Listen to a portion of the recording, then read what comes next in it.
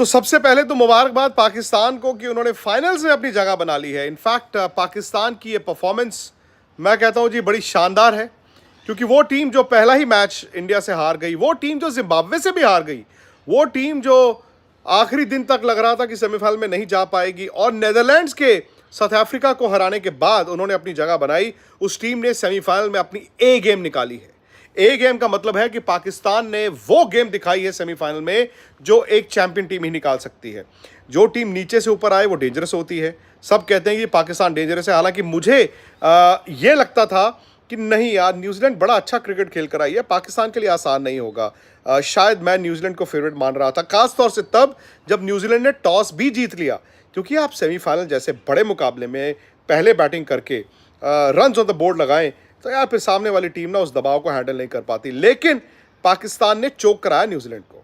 शायद पाकिस्तान का वो सेल्फ बिलीफ जो न्यूजीलैंड में ट्राई सीरीज जीतने के बाद उनको मिला, वो आज दिखा। वो जानते थे कि हमने न्यूजीलैंड को न्यूजीलैंड में हराया था, हालांकि वो एक ट्राई सीरीज थी, टूर्नामेंट जीते, लेकिन ये वर्ल्ड कप था और न्यूजीलैंड इस वर्ल्ड कप में कंसिस्टेंट क्रिकेट खेल कर आई थी। लेकिन देखिए फ़र्क, पाकिस्तान की अटैकिंग गेंदबाजी, 4 तेज गेंदबाज, 2 स्पिनर, यानी कि 6 ऐसे गेंदबाज जो विकेट टेकर थे, पाकिस्तान ने चोक किया। उन्होंने 3 विकेटें जल्दी ले ली। उसके बाद न्यूजीलैंड बस स्ट्रगल करता रहा, बैटिंग करता रहा। 4 ही विकेटें गिरी, लेकिन रन बोर्ड पर 152 लगाए। भाई आपकी अगर 4 ही विकेटें गिरी हैं और रन आपके 152 है, तो आपने 20 रन कम लगाए। आपको शुरू में विकेटें चाहिए थी। बाबर आजम का कैच छूटा, लेकिन बाबर जैसे प्लेयर को वो ज़िंदगी, वो किस्मत, एक ही मैच चाहिए था। रिजवान और बाबर ने जिस दिन टीम के लिए मैटर करता था, बोर्ड पर रन लगाए। हाँ, 153 रन बहुत ज़्यादा नहीं होते, लेकिन ये सेमीफाइनल में एक कभी कभी 153 रन भी ना बनते नहीं है। बाद में पाकिस्तान की 3 विकेटें ज़रूर गिरी, आर्टिफिशियल एक्साइटमेंट ज़रूर आई, लेकिन they were never in doubt. They knew कि ये मैच हम जीत रहे हैं, और मैच दर मैच इस टीम का कॉन्फिडेंस अलग लेवल पर गया है।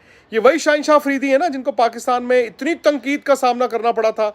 लोग कह रहे थे देखो जी भाग नहीं पा रहे हैं, देखो जी फिट नहीं है, लेकिन क्रिकेट खेल के लगातार हर मैच में गेंद करते करते करते करते शाहिन अफरीदी पहुंच गए ना अपने टॉप गेंदबाजी पर। शादाब की मैंने हमेशा बात की है, वो एक चैंपियन प्लेयर है पाकिस्तान के पास, उसने हर मैच में कंट्रीब्यूट किया है, और यहाँ पर भी शादाब का होना पाकिस्तान के लिए एक बोनस था। लेकिन अब सवाल यह है कि जो लोग कह रहे थे इंडिया पाकिस्तान का फाइनल होगा, पाकिस्तान ने तो फाइनल की डेट जो है अपनी मुकर्रर कर ली है। वो तो सिडनी से मेलबर्न आएंगे, वो सिडनी से मेलबर्न आएंगे, वो इस थॉट के साथ आएंगे कि जी हमने बना ली है जगह। अब उनको या तो इंग्लैंड मिलेगा या मिलेगा इंडिया, क्योंकि जैसे ही ये दोनों टीमें अपने ग्रुप से सेमीफाइनल में गई थी तो लोगों ने तभी कह दिया था मज़ा आ जाएगा अगर इंडिया और पाकिस्तान का फाइनल होगा। 50% वो सही हो गया है, पाकिस्तान ने वो वादा अपना निभाया है, यानी कि वो फाइनल में आ गए हैं। अब बारी है इंडिया की। मैं एडिलेड में ही हूँ, और एडिलेड में इंडिया और इंग्लैंड का सेमीफाइनल एक ऐसी विकेट पर खेला जाएगा जो इंडिया को सूट करता है। जैसे शायद सिडनी में पाकिस्तान को एडवांटेज था, पाकिस्तान को सूट करता था, लेकिन क्या इंग्लैंड चोक करेगा उस तरह जिस तरह आज न्यूजीलैंड ने किया?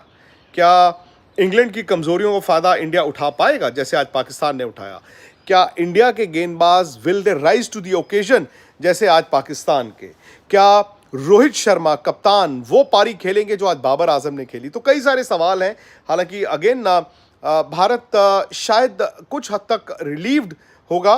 क्यों? क्योंकि डेविड मलान शायद इस मैच में नहीं खेलेंगे। डेविड मलान ने हालांकि इस टूर्नामेंट में कुछ इतनी खास बैटिंग भी नहीं की, लेकिन प्लेयर तो बड़े हैं ही, इस फॉर्मेट में कम से कम बड़े प्लेयर हैं।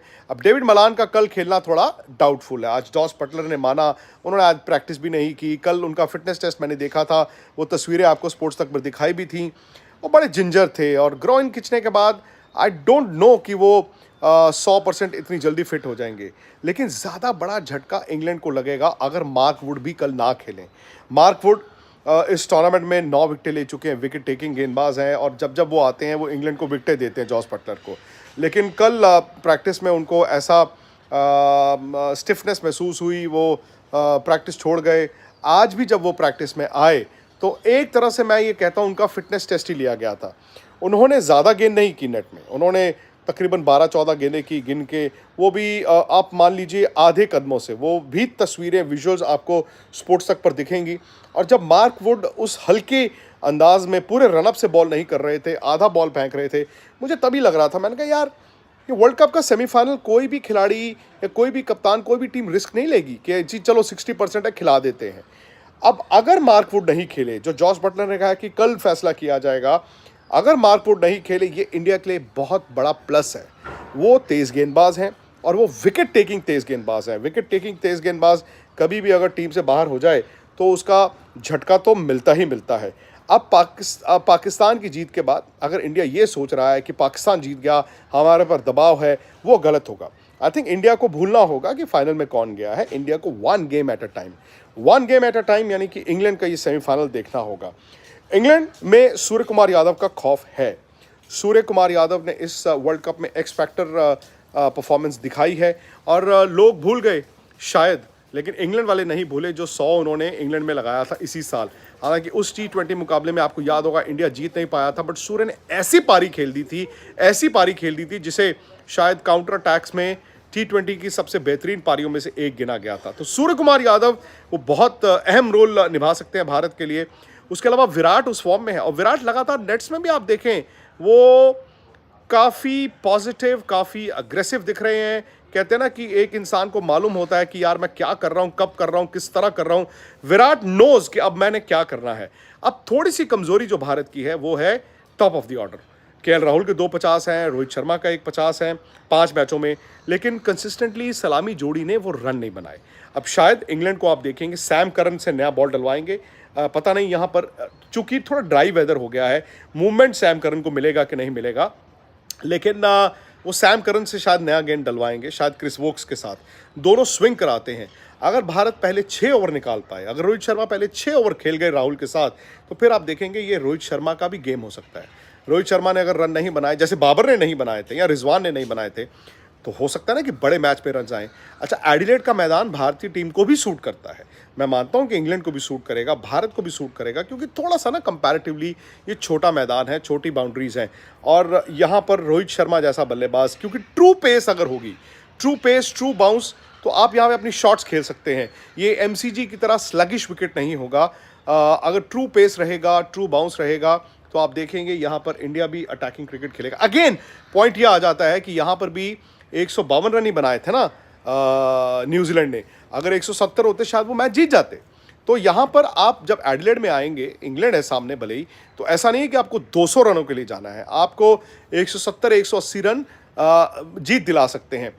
क्या हार्दिक पांड्या नीचे आके वो अंदाज में बैटिंग कर पाएंगे? भारत के सामने कई सवाल हैं सिलेक्शंस को लेके। एक तो यही है कि क्या यूजी चहल को खिला सकते हैं, वो अब फिलहाल मुझे मुश्किल लगता है, क्योंकि जब आपने उनको टूर्नामेंट में पहले खिलाया ही नहीं, तो क्या अब आप रिस्क लेंगे? लेग स्पिनर्स हर टीम के अच्छा कर रहे हैं। शायद भारत ने यहाँ पर अश्विन पर थोड़ी सी ज़्यादा अहमियत दिखाई और अश्विन को अब आप बाहर नहीं कर सकते। अक्षर पटेल आपकी कमज़ोरी है, लेकिन अक्षर पटेल 7 नंबर पर बैटिंग करते हैं, वो उनकी फेवर में जाता है। तो भारत क्या चेंज कर सकता है? क्या भारत ये रिस्क ले सकता है कि हम ऐसा करते हैं, हार्दिक पांड्या को 5वां गेंदबाज और 4 और गेंदबाजों के साथ ही जाते हैं, हम अश्विन और 3 तेज़ गेंदबाजों के साथ जाएं और हम दिनेश कार्तिक और ऋषभ पंत दोनों को ही खिला लें, या हम दीपक हुडा को खिला लें। हम बैटिंग लंबी कर लेते हैं, आप बैटिंग ही लंबी कर लो, उसके बाद देखते हैं क्या होगा। दूसरी ऑप्शन जो शायद भारत सोच रहा होगा, क्योंकि एडिलेड में थोड़ा सा जो विकेट स्पिनर को मदद करेगा, वहाँ पर स्लोअर वंस और कटर्स का भी इस्तेमाल होता है। क्या हर्षल पटेल है वो खिलाड़ी जिसे भारत खिला सकता है अक्षर पटेल की जगह? उसमें क्या होगा, आपको गेंदबाज भी कम नहीं करना पड़ेगा, आपके पास 3 तेज़ गेंदबाज हैं ही, शमी है, भुवनेश्वर है, उसके अलावा आपके पास अर्शदीप हैं, और फिर आप हर्षल को खिला लें चौथे तेज़ गेंदबाज के तौर पर, और फिर आपके पास हार्दिक पांड्या है जो मीडियम पेस डालेंगे, और अश्विन आपके वाहिद स्पिनर हो गए। तो ये भी एक सोच है। उसमें क्या होगा, आप दिनेश कार्तिक और ऋषभ पंत में से एक को ही खिला सकते हैं, और फिलहाल मुझे लगता है कि शायद ये ऋषभ पंत की तरफ इनका झुकाव ज़्यादा है, इसीलिए शायद उनको पिछला मैच भी खिलाया गया था। अब ऋषभ को भी रन तो बनाने होंगे, लेकिन ये एक सोच मुझे लगती है, या ये भी हो सकता है कि भारत चेंज ही ना करे। आप सेमीफाइनल या बड़े मैच में आके इतने चेंजेस नहीं कर सकते हैं। आप ये नहीं है एक चेंज के लिए दूसरा भी कर दें, दूसरे के लिए तीसरा भी कर दें। हो सकता है कि भारत वही टीम खिलाए जो लास्ट मैच जिम्बाब्वे के खिलाफ खेली थी, ज़्यादा से ज़्यादा ऋषभ पंत वर्सेस दिनेश कार्तिक का एक डिबेट हो। तो ये सारे सवाल भारत के सामने हैं, लेकिन मैंने एक चीज़ देखी है, बड़े मैच में अगर आपके सामने सवाल कम हो तो आप अच्छा करते हैं, ये भी देखना होगा।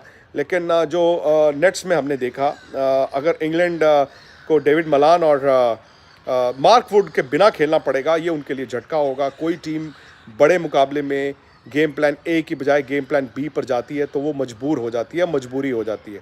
तो देखना यही है कि क्या मार्क वुड और डेविड मलान दोनों बाहर होते हैं या सिर्फ डेविड मलान बाहर होते हैं। क्या मार्क वुड ऐसा तो नहीं है कि 100% फिट नहीं है तो भाई इंग्लैंड कहता है चलो यार एक काम करते हैं, हम इनको 70-80% पर खिला देते हैं, वो भी रिस्क रहता है। फिर आप जितना तेज़ बॉल डालते हैं पूरी तरह फिट नहीं है तो पिटाई भी आपकी उतनी होती है। तो मैच बड़ा है, दो बड़ी टीमों के बीच है, लेकिन इंडिया को अगर फाइनल जाना है तो अपनी बेस्ट गेम निकालनी होगी। इंग्लैंड की बैटिंग इस वर्ल्ड कप में चली नहीं है, बटलर की बैटिंग इस वर्ल्ड कप में चली नहीं है, बट बटलर भी लंबे रनों के लिए ड्यू है, जैसे रोहित शर्मा ड्यू है, जैसे बाबर ड्यू थे या जैसे रिजवान ड्यू थे। क्या बटलर का दिन तो नहीं हो जाएगा? और बटलर वर्सेस रोहित शर्मा, मुझे लगता है ये डिबेट है। अगर बटलर खेल गए 40 गेंद तो वो मैच निकाल सकते हैं, अगर रोहित शर्मा को मिल गए 40 गेंद तो मैच वो भी निकाल सकते हैं। लेकिन हम जब T20 की बात करते हैं, हम जानते हैं कि इंग्लैंड बड़ी ज़बरदस्त क्रिकेट खेलता रहा है, लेकिन वो भी वर्ल्ड T20 जीता नहीं है हालिया। पिछले साल वो भी सेमीफाइनल में हार गए थे, तो दबाव उन पर भी है। हाँ, फियरलेस क्रिकेट वो खेलते हैं। कभी कभी फियरलेस क्रिकेट कहते हैं ना, बहादुरी और बेवकूफ़ी में बड़ी महीन सी लाइन होती है, तो कभी कभी आप बहादुर होने के लिए बेवकूफ़ भी हो जाते हैं। तो भारत यही उम्मीद करेगा कि इंग्लैंड भी वो गलतियाँ करे जो इस वर्ल्ड कप के लीग स्टेजेस में वो करते रहे हैं। लियम लिविंगस्टन के रन नहीं है, बड़े प्लेयर हैं, हम IPL में भी उनको देखते हैं, लंबी हिटें मारते हैं। कल मैंने प्रैक्टिस में देखा उनको, बड़ी लंबी लंबी हिटें मार रहे थे। बट वर्ल्ड कप सेमीफाइनल अपने आप में एक अलग ही तरह का प्रेशर, अलग ही तरह का दबाव, अलग ही तरह की रणनीति लेकर आता है। सो पाकिस्तान को मुबारकबाद जी, आपकी टीम फाइनल में पहुंच गई है। वो टीम आपकी फाइनल में पहुंची है जिसे बहुत से पाकिस्तान में लोगों ने राइट ऑफ कर दिया था इंडिया से हारने के बाद, जिम्बाब्वे से हारने के बाद। आज वो टीम फाइनल में पहुंच गई है। आज उसी बाबर ने, उसी रिजवान ने इस तरह की क्रिकेट खेली है कि वो अपनी टीम को ज़रूरत के वक्त मैच निकाल कर दिखा दिया। तो अब बारी है इंडिया की। इंग्लैंड से सेमीफाइनल है और अभी आप फाइनल के ना सोचें, ये ना सोचें इंडिया वर्सेस पाकिस्तान फाइनल। अभी इंडियन क्रिकेट टीम या इंडियन क्रिकेट फैन सिर्फ और सिर्फ सोचे सेमीफाइनल के बारे में। बड़ा मैच है, अच्छा मैच है। शायद इंग्लैंड वाले अपने आप को फेवरेट मानेंगे, इंडिया कहेगा हम थोड़ा सा आगे हैं। हकीकत ये है दोनों टीमें बराबर हैं और हम स्पोर्ट्स तक पर लगातार कवरेज करते रहेंगे। इस मैच की अभी भी जो पाकिस्तान की जीत हुई है, इस पर भी हम पूरा शो करेंगे थोड़ी देर बाद। प्लस इंडिया और इंग्लैंड के जो मैच है जो सेमीफाइनल, उस पर तो आप जानते ही हैं कि कई वर्ल्ड चैंपियंस आज तक पर और स्पोर्ट्स तक पर हमारे साथ रहेंगे। तो आप लोगों से बस इतनी इल्तिजा है कि जी आप फटाफट से स्पोर्ट्स तक को ज़रूर सब्सक्राइब करें, नोटिफिकेशन की घंटी बजाएं। हाँ जी, देखिए हमारे यहाँ पर एक स्पोर्ट्स तक परिवार के, हाँ यस, ये देख, Hi, I was there when Sports Talk had about 10,000 subscribers, all because of this man. I love you, sir. but support us. I'm not even from India. I'm from Nepal. Oh, Yeah, I was there from day one. Nepal में भूकंप भी आया तो आप उसके चिंताजनक हैं? Yes, sir. You're worried about the earthquake? No, not really. Not like 2012. It's not like चलिए that. ये फॉर्चुनेटली, बट ये स्पोर्ट्स तक परिवार के नेपाल से हैं। सो आप लोग भी प्लीज़ स्पोर्ट्स तक को सब्सक्राइब करें, स्पोर्ट्स तक को सब्सक्राइब करने के साथ साथ नोटिफिकेशन की घंटी बजाएं। अभी बस मैं यहाँ से मूव कर रहा हूँ, मेरे साथ सुनील गावस्कर जी भी रहेंगे और वहाँ पर श्वेता रहेंगी स्टूडियोज़ में, सुरेश रायना रहेंगे, पीयूष चावला रहेंगे, हरभजन सिंह रहेंगे, हम सब रहेंगे। कोशिश करेंगे इंडिया वर्सेस इंग्लैंड सेमीफाइनल की बात हो और उसके लिए हम बस ये चाहते हैं कि आप लोग रहें हमारे साथ। सब्सक्राइब कीजिए और स्पोर्ट्स तक ऐप को डाउनलोड कीजिए।